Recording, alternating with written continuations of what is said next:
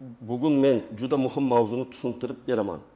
Pensiya jamg'armasi ayrim fuqarolarga to'lovlarni to'xtatishi, kechiktirishi yoki vaqtincha ushlab turishi mumkin bo'lgan holatlar haqida gaplashamiz. Bu ma'lumot faqat pensionerlarga emas, ularning farzandlariga, chet elda ishlayotganlarga, nogironlik nafaqasi olayotganlarga, boquvchini yo'qotgan oilalarga va yaqinda pensiyaga chiqmoqchi bo'lgan har bir kishiga tegishli.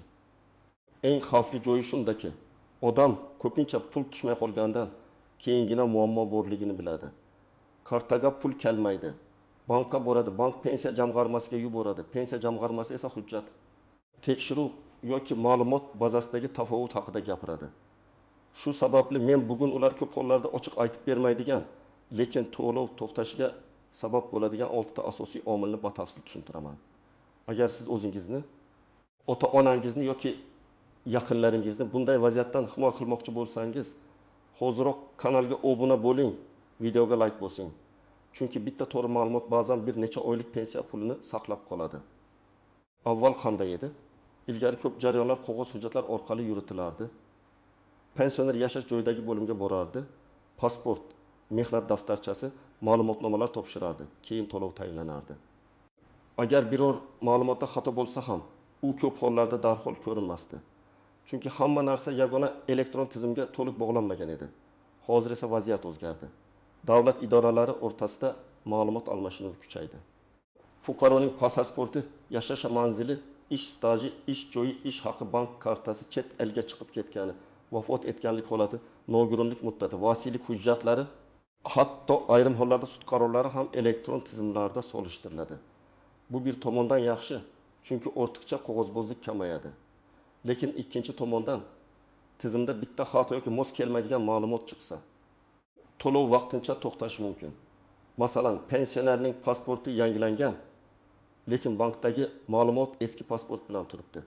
Yoki fuqaro bir hududdan boshqa hududga ko'chgan, lekin pensiya jamg'armasidagi manzil yangilanmagan.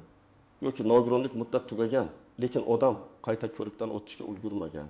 Bunday holatlarda tizim pulni avtomatik tarzda davom ettirishga shoshilmaydi. Sababi budjet mablag'i noqonuniy yoki noto'g'ri shaxsga o'tib ketmasligi kerak. Men ekspert sifatida shuni aniq aytaman. To'lovning to'xtashi har doim ham pensiya bekor qilindi degani emas.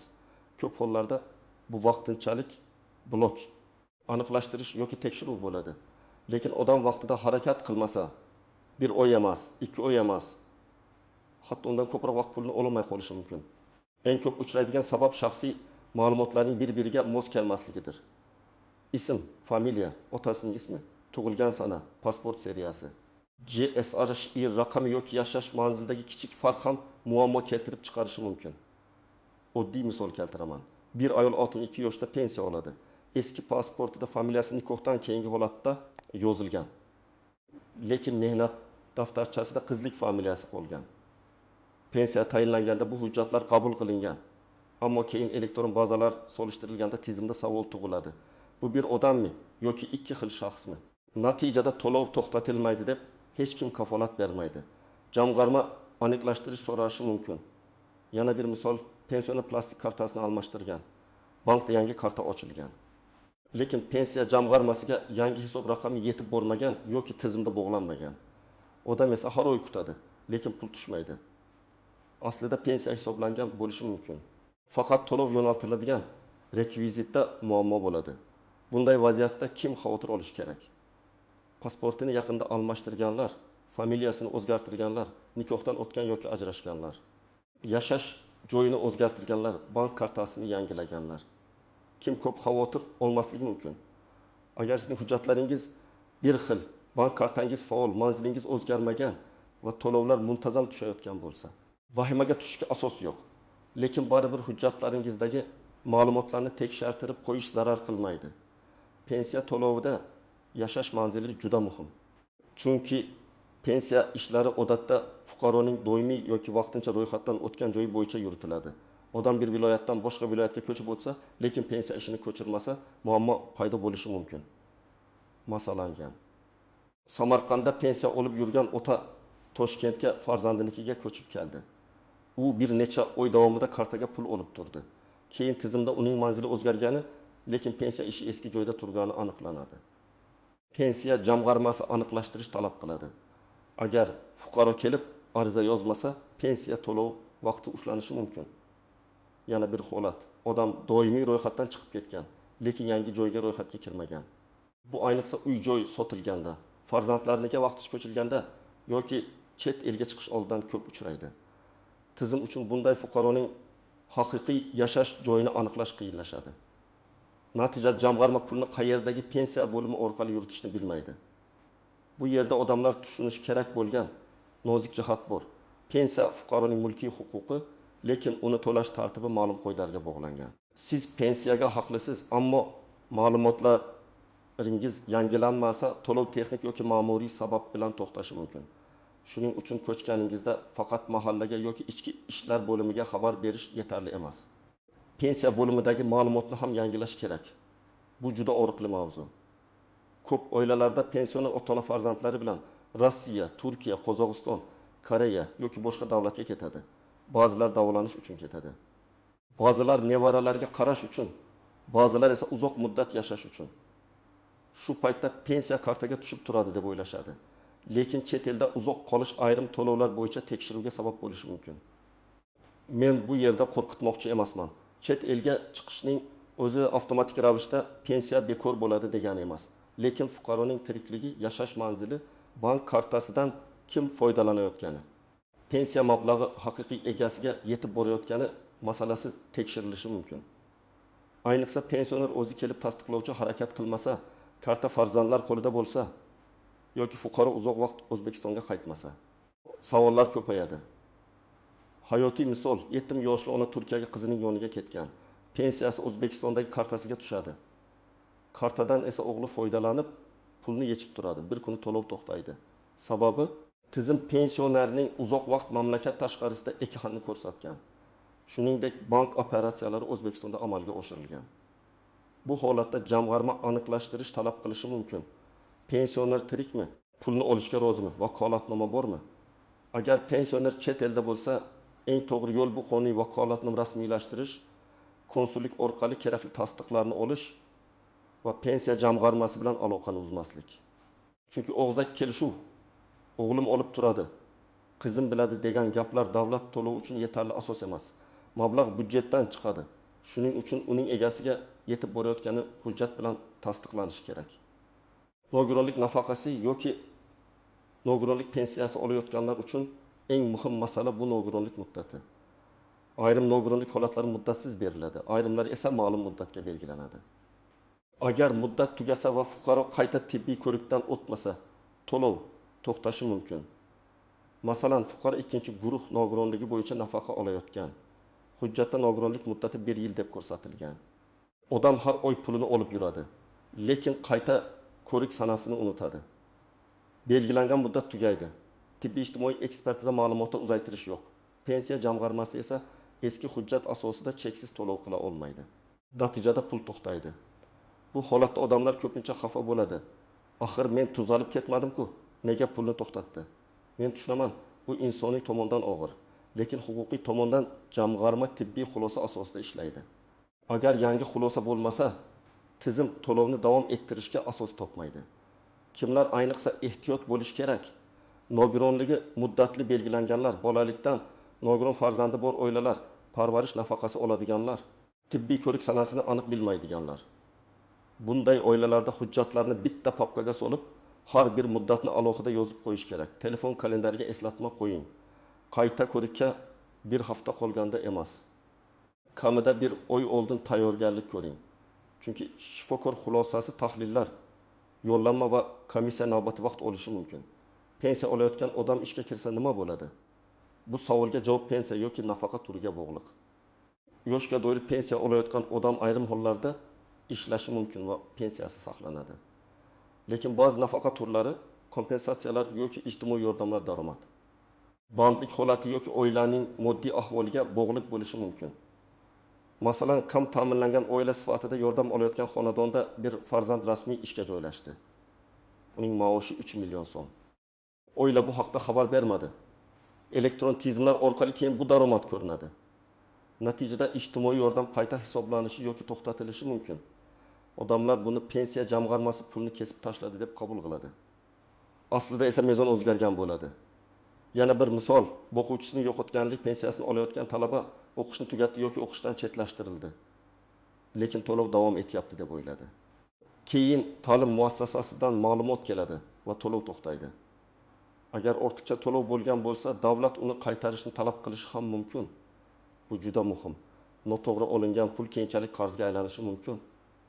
Shuning uchun men doim aytaman, agar sizning maqomingiz o'zgarsa, ya'ni ishga kirsangiz, o'qishni tugatsangiz, nikohdan o'tsangiz, farzand tug'ilsa, oilada daromad o'zgarsa, nogironlik guruhi o'zgarsa, bu haqda tegishli idoraga xabar bering. O'zi bilib oladi deb kutish xavfli, chunki tizim bilib olganda masala siz foydangizga emas, qarzdorlik sifatida chiqishi mumkin. Eng jiddiy sabab bu hujjatlarda shubhali holatlar aniqlanishidir.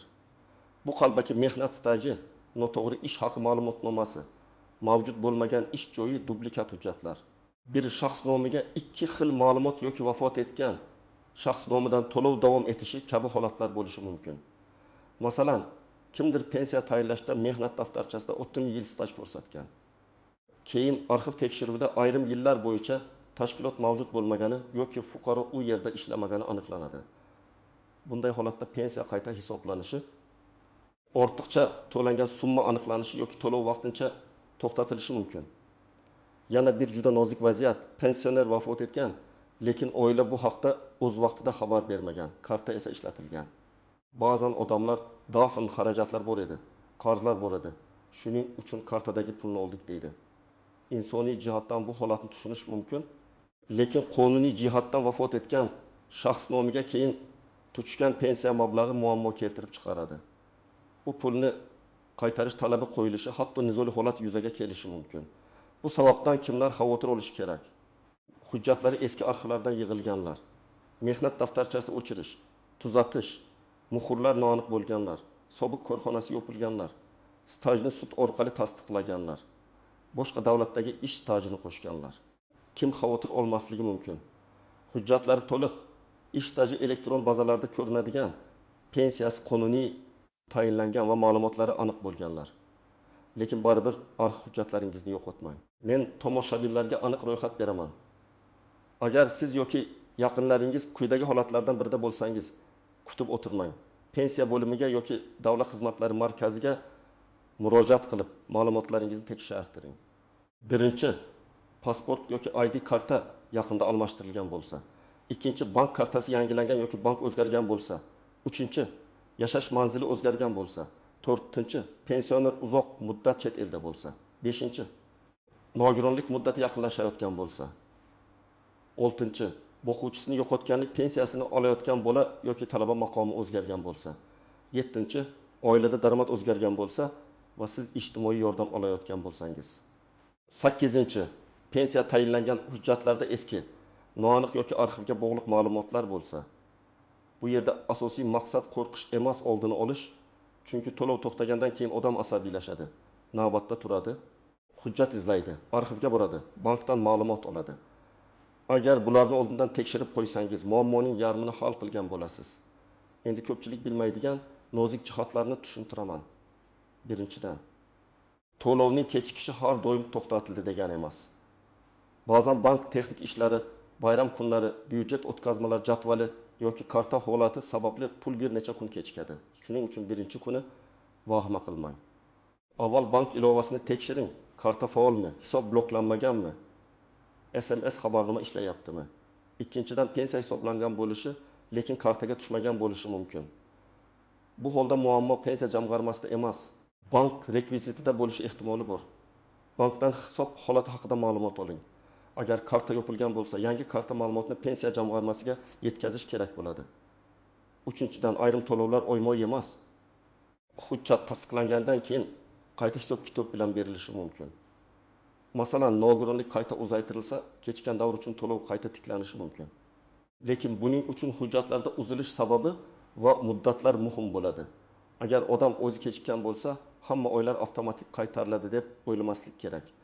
Har bir holat alohida ko'riladi. To'rtinchidan, vakolatnoma masalasiga beparvo qarash mumkin emas. Pensioni o'zi bora olmasa, farzandi yoki qarindoshi uning nomidan ish yuritishi uchun tegishli tartibda rasmiy vakolatnoma kerak bo'ladi. Oddiy men uning o'g'liman degan gap yetarli emas.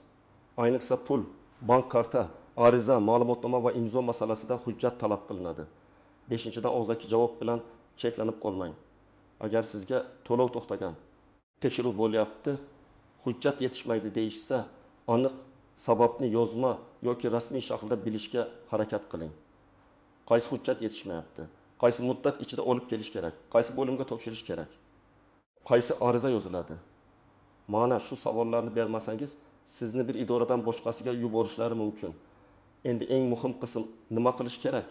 Agar pensiya yoki nafaqa to'lovi tushmay qolsa, birinchi qadam bankni tekshirish. Kartangiz faolmi? Muddati tugamaganmi? Hisob bloklanmaganmi? Boshqa hisobga pul tushmaganmi? Bank ilovasida kirim ko'rinyaptimi? Bankdan zarur bo'lsa, hisob raqam va karta holati bo'yicha ma'lumot oling. Ikkinchi qadam, pensiya jamg'armasining hududiy bo'limiga murojaat qiling. O'zingiz bilan pasport yoki ID karta, bank karta rekvizitlari, pensiya guvohnomasi bo'lsa, shuni ariza yozish uchun kerakli ma'lumotlarni olib boring. Agar pensionerning o'zi bor olmasa, vakolatnoma yoki qonuniy vakillik hujjati kerak bo'lishi mumkin. Uchinchi qadam, muammo sababini aniq so'rang. Pul tushmadi deb umumiy gapirmang. Mening to'lovim qaysi sabab bilan to'xtatilgan yoki kechiktirilgan? Hujjat yetishmayaptimi? Bank rekvizitida xatolik bormi? Shaxsiy ma'lumotlarda tafovut bormi? Qayerda hisob-kitob ketayaptimi? deb savol bering. Aniq savol, aniq javob olish imkonini oshiradi. 4-qadam, hujjatlarni tartibga keltiring. Pasport, ID karta, tug'ilganlik guvohnomasi, nikoh yoki ajrim guvohnomasi, mehnat daftarchasi, arxiv ma'lumotnomalari. Nogironlik xulosasi, o'qish joyida ma'lumotnoma, vafot etganlik guvohnomasi, vasiylik yoki homiylik hujjatlari, bank rekvizitlari, bularning hammasini alohida papkada saqlang. Nusxalarini ham tayyorlab qo'ying. 5-qadam. Ariza yozing. Arizada ismingiz, familiyangiz, pasport ma'lumotlaringiz, manzilingiz, telefon raqamingiz, to'lov turi va muammo sanasini ko'rsating.